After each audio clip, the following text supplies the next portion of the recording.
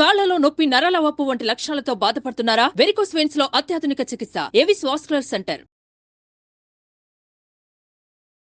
నమస్తే రమగారు. నమస్తే జయ.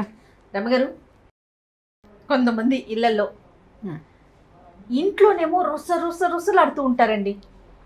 ఆ మొహం చూస్తేనే వామ్మో వీళ్ళతో అసలు మాట్లాడనే కూడదు, చేదరనిపించేస్తుంది నిజం చెప్పాలంటే. బయటికి వెళ్ళి మాత్రం గుమ్మం దాటటం చాలు ఎంతో మర్యాదగా మాట్లాడతారు. ఇరుగు పొరుగుతో కావచ్చు, ఫ్రెండ్స్తో కావచ్చు, లేకపోతే ఫోన్లు వచ్చినా సరే ఎంత ఓపికగానో ఎంతో మర్యాదగా ఎంతో టైం ఇచ్చి మాట్లాడతారు. ఇంట్లో ఆడమనిషి ముఖ్యంగా ఏ మాట అడిగినా విసుగు అనిపిస్తుంది. ఒక మాట ఎక్కువ, రెండో మాట తక్కువ అన్నట్లుగా మాట్లాడతారు. ఓపిక లేనట్లు మిగతా కోపం మొత్తం ఇక్కడ చూపించేస్తూ ఉంటారు.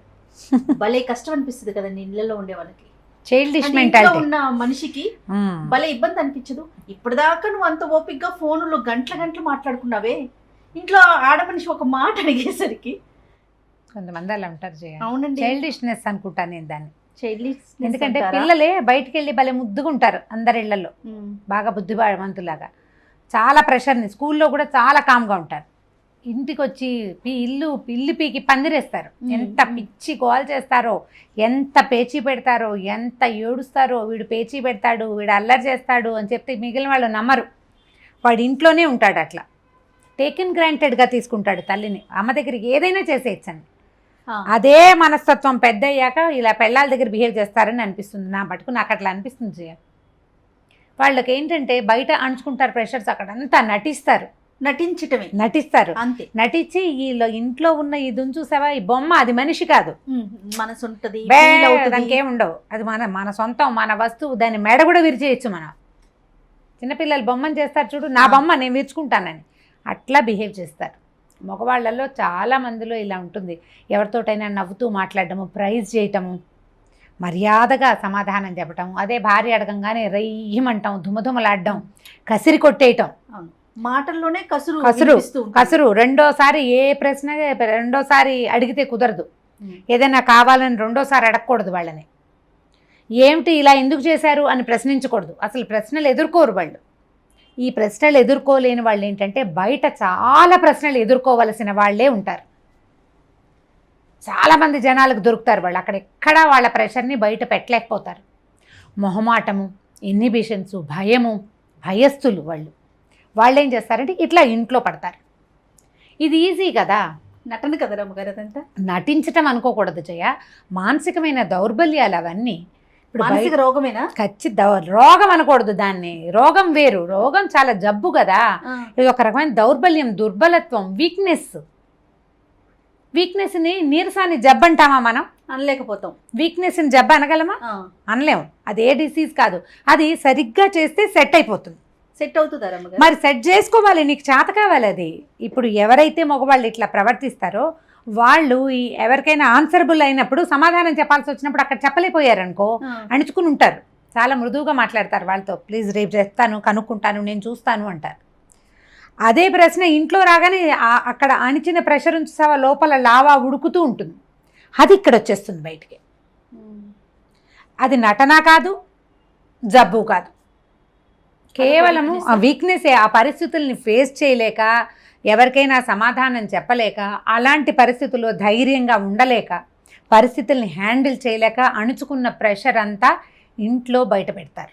అది ఎప్పుడైనా ఒకసారి ఇంట్లో బయట పెడితే ఆ వీక్నెస్ని, సరే ఏదో బయట పాపంటానికి డిస్టర్బెన్స్ ఉంది, ఏం చేస్తారులే సర్దుకోవటానికి ఆడమనిషికి అవకాశం ఉంటుంది. ఎప్పుడు అలాగే ఉండే వాళ్ళతో ఎట్లా? క్రమంగా అలవాటు చేసేసుకుంటారు దాన్ని. ఇంటికి వచ్చి రుసరుసలాడచ్చు, దుమదుమలాడచ్చు, అయినా కూడా నాకు భోజనం నడిచిపోతుంది, నాకు మిగిలిన వ్యవహారాలన్నీ నడిచిపోతాయి, ఇల్లు నడిచిపోతూనే ఉంటుంది.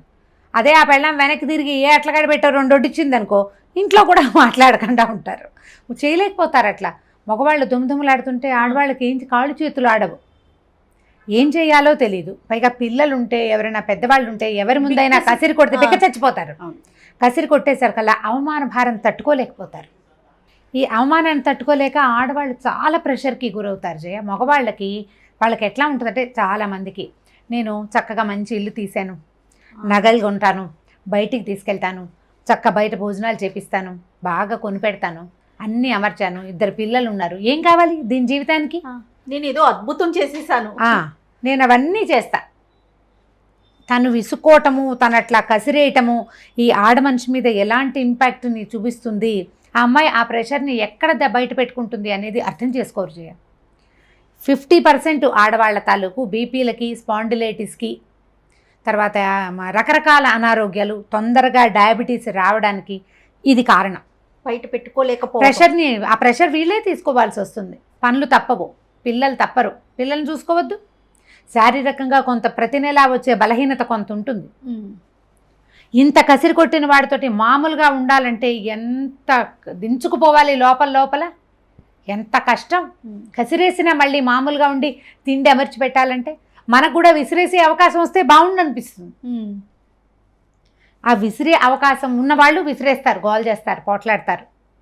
ఇల్లు రణరంగంలాగా ఉంటుంది. ఆయన విసుకుంటాడు, ఆవిడ విసుకుంటుంది. పిల్లలు ఎక్కడికి పారిపోదానరా దేవుడా అని ఏడుస్తూ ఉంటారు. అత్త మామ ఇంట్లో ఉండలేరు. ఈ ప్రెషర్ అణుచుకోలేని ఆడవాళ్ళు ఇలా ప్రవర్తిస్తారు, గొడవలైపోతాయి. ప్రెషర్ అణుచుకునే వాళ్ళు అనారోగ్యాల పాలైపోతారు. తొందరగా వృద్ధాప్యం వచ్చేస్తుంది. అడగలేకపోతారు, అడగలేరు, ప్రెషర్ని అణుచుకోవాల్సి వస్తుంది. ప్రతి మగవాళ్ళు భార్య వీక్గా కనపడుతున్నా, లేకపోతే తొందరగానే తనకంటే 5-6 ఏళ్ళు చిన్నది ఏజ్డ్ లుక్ ఎందుకు వచ్చింది ఈ అమ్మాయికి అనేది ఆలోచిస్తే దానికి కారణం 50% మనమేనని తెలుస్తుంది. 100% అని నేను అన్నాను. ఖచ్చితంగా 50% మగవాళ్ళ దౌష్యము, వాళ్ళ విసుగు, వాళ్ళు కసిరేసేయటము, వాళ్ళ అవమానించటము పదే.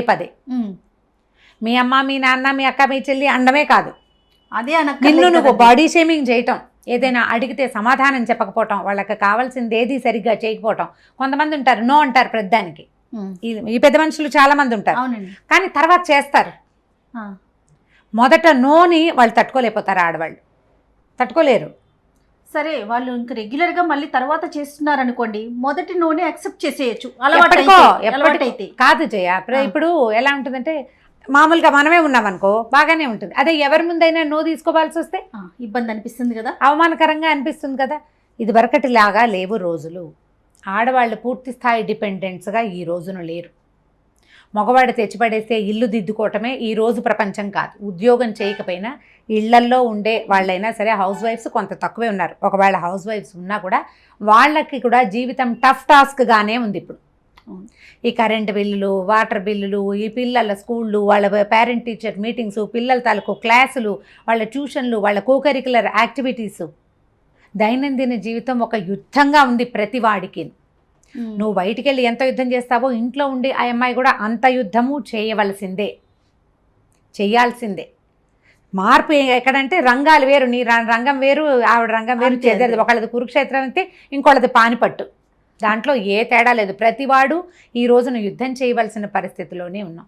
భార్యలు ఉద్యోగం చేసే అమ్మాయి అయితే మరీ కష్టం. ఒకవేళ ఇంట్లో ఉండే భార్యలు డిప్రెషన్కి గురవుతున్నా, డిప్రెషన్లోకి దిగిపోతున్నా, తొందరగా అనారోగ్యాల పాలవుతున్నా, తర్వాత మానసికంగా వీళ్ళు ఏదైనా ఇబ్బంది పడుతున్నారనిపించిన, ఏజ్డ్ లుక్ వచ్చేస్తున్నా, మొట్టమొదట మీ పరిస్థితి ఏమిటి అనేది మగవాళ్ళు ఆలోచించుకోవాలి. మనం ఏం చేస్తున్నాం, వీళ్ళు ఇలా అవ్వడానికి మన పాత్ర ఉందా అనేది ఆలోచించుకుని కరెక్ట్ చేసుకోవాలి. మీరు భార్య మీద విసుక్కోవటం కాకుండా ప్రధానంగా ఏంటంటే మీరు బయటకు వచ్చే రకరకాల టాస్కుల్ని వాటిని డైరెక్ట్ అటాక్ ఇవ్వటం వన్స్ ప్రాక్టీస్ చేస్తే జీవితంలో మీరు ఇంకా ముందుకెళ్తారు. ప్రెషర్ అణుచుకుని ఇక్కడికి వచ్చి ఇక్కడ లావాలాగా అగ్నిపర్వతం బద్దలైనట్టు ఇంట్లో బద్దలైతే ప్రయోజనం ఏముంది? కానీ ఇప్పుడు భర్త పదే భార్యను అలా విసుక్కుంటూ ఉంటే రమ్మగారు, పిల్లలకి అది అడ్వాంటేజ్. అమ్మను అసలు లెక్క చేయరు. పైగా నాన్న రాని నీ సంగతి చెప్తా అన్నట్లుగా వెళ్ళిపోతుంది అంటారు. పిల్లలకి వస్తే అంటారేమో. చిన్న టీనేజ్ లో కాదు, టీనేజ్ లో తల్లిని లెక్క చేయరు. చిన్నప్పుడైతే నన్ను కొట్టావుగా, నాన్న వచ్చాక నీ పని చెప్తానంటారు. నాన్న వచ్చాక నీ పని చెప్తా, నాన్నతో చెప్తా నీ సంగతి. తల్లులకి విలువివ్వరు, తల్లికి విలువివ్వరు. తల్లికి విలువ ఇవ్వకపోతే జీవితంలో వాడి విలువ వాడే తెలుసుకోలేకపోతాడు. ఏ పిల్లవాడైనా కారణం ఈ భర్తే అవుతాడు కదా, 100% భర్తే అవుతారు. మగ పిల్లలకి కూడా ఈ ప్రెషర్, బయట ప్రెషర్ అంచుకుని ఇంటికి వచ్చి అల్లరి చేసే మనస్తత్వం పిల్లల్లో ఉన్నా కూడా మనం దాన్ని కొంత కరెక్ట్ చేయాలి జయ. చెప్తూ ఉండాలి, ఇలా చేయకూడదు, తప్పు అని. ఇది సరైంది కాదు, నీకు అంత ప్రెషర్గా ఉందా, 4 గుంజీలది పైకి కిందకి ఎక్కి దిగిరా, లోపల అంచుకున్నది బయటకు వెళ్ళిపోతుంది. గుంజీలు తీస్తామండి, భర్తను ఏం చేయాలి గారు? ఇప్పుడు చూద్దాం ఎంతమంది ఇస్తారు. నీకు ప్రెషర్గా ఉంటే గాలి తీసుకో, బాగా ఊపిరి తీసుకో, ప్లెంటీ ఆఫ్ ఆక్సిజన్ లోపలికి పోనివ్వు, సగం తిక్క తీరుతుంది. ఏదైనా హాయిగా వేడిగా తాగు, తీయగా తిను, పిల్లలతో కాసేపు ఆడుకో, లేదా ఆకుపచ్చగా ఉన్న చోట వెళ్ళి పచ్చగా ఉన్న చోట తిరిగిరా. ప్రెషర్ రిలీవ్ చేయి లోపల నుంచి. అదంతా నా మీద పడేస్తే నేను ఇది హ్యాండిల్ చేయలేకపోతున్నానని చెప్పగలిగే అవకాశం ఉన్నవాళ్ళు చెప్పుకోవాలి. లేని పరిస్థితి అయితే ఏముంది, మీరు కూడా దాన్ని ఎక్కడైనా ప్రెషర్ని రిలీజ్ చేసుకోవాలి. ఎవరైనా సహాయం తీసుకోండి. ఏం చేయాలి, మన కజిన్స్లో కానీ, అతని ఫ్రెండ్స్లో కానీ, వాళ్ళ అమ్మగారిని కానీ, వాళ్ళ తల్లులు సహాయం చేస్తారో చేరు, వాళ్ళ చెల్లెళ్ళు కానీ, మీరేం చేయాలి, దానికోసం మానవ సంబంధాలు బాగా పెంచుకోవాలి. చుట్టూతా ఉన్న వాళ్ళందరితోటి ఫ్రెండ్షిప్ ఉంచుకోండి. వాళ్ళ ద్వారా ఇతన్ని సెట్ చేయగలమేమో చూడండి. కొంతమందిని మనం డైరెక్ట్గా మాట్లాడలేము, ఎవరితోటైనా చెప్పించవచ్చు. ఆ అవకాశాన్ని యూటిలైజ్ చేసుకోండి. ఫ్రెండ్స్తో చెప్పించవచ్చు. ఇట్లా విసురుకుంటూ కసుకుంటే అమ్మాయి ఏమవుతుందిరా అని ఎవరైనా కానీ చెప్తే కొంచెం తగ్గచ్చు, కాస్త తగ్గేందుకు అవకాశం ఉంది. నా మీద మళ్ళీ అందరికి వెళ్ళి చెప్తున్నావు అని అదొక ఇష్యూ క్రియేట్ చేయరు కదా. అప్పుడు అయితే అవుతుంది. అలాంటి వాళ్ళకి తగిన క్రియ అప్పుడు చేసుకోవచ్చు. నేను చెప్పడం ఎందుకు, నువ్వే దుమ్దుమలాడుతుంటావు, వాళ్ళకి కనపట్టాలా క్లియర్గా.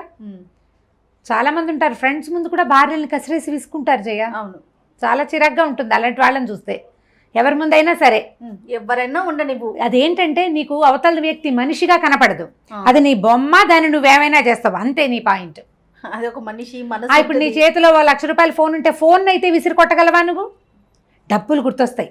అమ్మో ఫోన్ విసిరేస్తే ఇట్లా 1,00,000 మనం సంపాదించాం. అవతల మనిషి రక్త మాంసాలతో జవసత్వాలతో ఉన్న దాన్ని విసిరి కొట్టేస్తే ఆ బొమ్మ పగలదు, లోపల చితికిపోతుంది. అంతే కదా. అంతే. విసుకోవటం, కసురుకోవటం, పిల్లల్ని కసిరినట్టు. మనం పిల్లల్నే కసరకూడదు. ఇప్పుడు వారి పెద్దవాళ్ళని, తల్లుల్ని కసిరితే ఎట్లా? అవును, జీవితం పాడైపోతుంది. మనకి సమాజం బహు చిన్నది, మన ప్రపంచాలు చాలా చిన్నవైపోతున్నాయి. 100 మంది మగపిల్లలకి 100 మంది ఆడపిల్లలు లేని రోజు ఇది. 80 మంది 85 మంది ఆడవాళ్ళు ఉంటున్నారు. ఇప్పుడు మనకు దొరికిన ఒక భార్యని, మాకు దొరికిన కంపెనీని కాపాడుకోవాలి. ఈ పరిస్థితి వస్తే మగవాళ్ళని హ్యాండిల్ చేయాలి, మనం మాట్లాడుకోవాలి, విషయం చెప్పగలగాలి. ఒకవేళ చెప్పలేకపోతే ఎవరితోటైనా చెప్పించే ప్రయత్నం చేయాలి. అతని ఇంటికి రాగానే విసుకుంటుంటే కనుక విసుగొచ్చే ఏ పరిస్థితిని ఇంట్లో ఉంచకుండా జాగ్రత్త పడండి. కనీసం అదే అలవాటుగా మారిపోకుండా చేసుకోండి. ప్రతిసారి జాగ్రత్తగా ఉండలేకపోతాం, కానీ వాళ్ళకి హ్యాబిట్ అయిపోతే కష్టం కదా. పిల్లలు కూడా చెప్పుకుంటూ ఉండాల్సి వస్తుంది. ఇది కొంచెం కష్టసాధ్యమైన సంగతే, కానీ ట్రై చేయొచ్చు. ఇట్లా ఫ్రెండ్స్ ద్వారా, కజిన్స్ ద్వారా ఎవరితోటైనా చెప్పిస్తే కొంత మార్పు రావడానికి అవకాశం ఉంది. రైట్ రామ్ గారు, నమస్తే జయ. ఈ వీడియో కనుక మీకు నచ్చినట్లయితే లైక్ చేయండి, షేర్ చేయండి. మరిన్ని వీడియోస్ కోసం మా ఛానల్ని సబ్స్క్రైబ్ చేసుకోండి. సుమన్ టీవీలో మీ పర్సనల్ అండ్ బిజినెస్ ప్రమోషన్స్ కోసం కింది నెంబర్కి కాంటాక్ట్ చేయండి.